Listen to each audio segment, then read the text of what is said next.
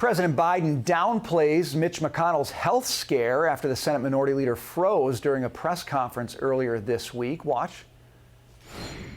I spoke to Mitch. He's a friend, and I spoke to him today, and he was his old self on the telephone. It's not at all unusual to have the response that sometimes happens to Mitch when you've had a severe concussion.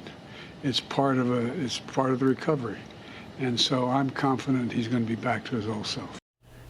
Meanwhile, a new poll shows that 77% of U.S. adults believe that Biden is, quote, too old to be effective for 4 more years. Joining me now is former Deputy Press Secretary for President Trump, Hogan Gidley. Welcome, Hogan. Good to see you. So what do you make of that poll? Because I got to tell you, it's a 77% number top line, but that includes a huge chunk of Democrats in addition to Republicans. This is a bipartisan concern.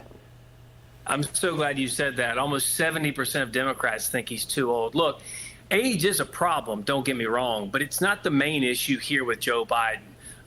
He can't get through simple sentences. He can't get through coherent thoughts. His cognitive decline is obvious. His physical decline, obvious. The American people see that. And so while many on the left and many in the media will try to tell you, no, he's fine, age is just a number, it's a problem for someone like Joe Biden. And when he's given the questions to answers, the questions from reporters, he's given the answers, he still can't get through those either. It's a real issue, and the American people look around and they go, wait a minute.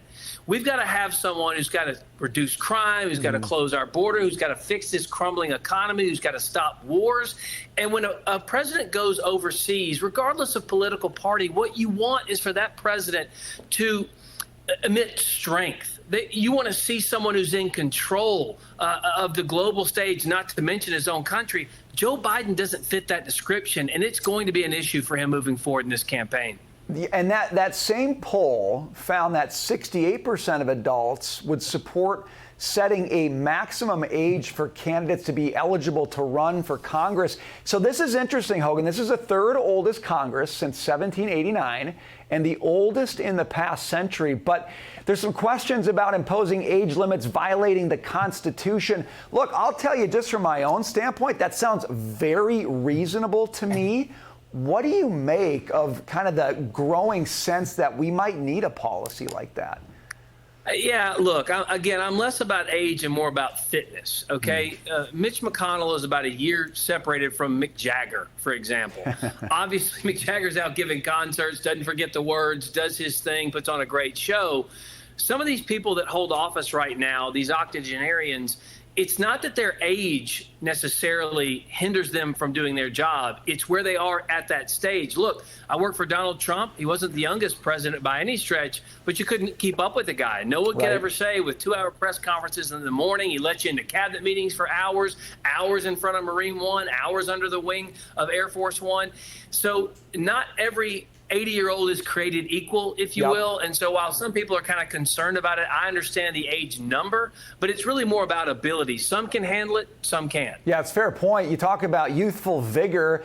You've got a younger voice emerging in the Republican Party, Vivek Ramaswamy, and he is taking heat from all sides. Watch. Vivek was completely wrong to say that we have to choose between the border or protecting our national security. We do it all. Well, I think what surprised me was how ridiculous many of Vivek Ramaswamy's ideas were. He's wrong on foreign policy. He's wrong on American leadership in the world. Fact is that Vivek says one thing, does another. He looks to me to be the worst of what politicians are characterized to be. We've only got about 10 seconds, Hogan, but how's he handling the incoming fire right now? Well, thing we say in the South, it's a turkey with a head raised that gets shot. And he strutted around that stage and raised up his head. The fact that everyone went after Vivek shows me that the internal polling showing that bump he got was absolutely real. They ignored DeSantis, went after Vivek. He's definitely moving up in the polls. And he wanted to be in that spotlight. He raised his head for sure. Hogan, we got to leave it there. Good to see you, sir.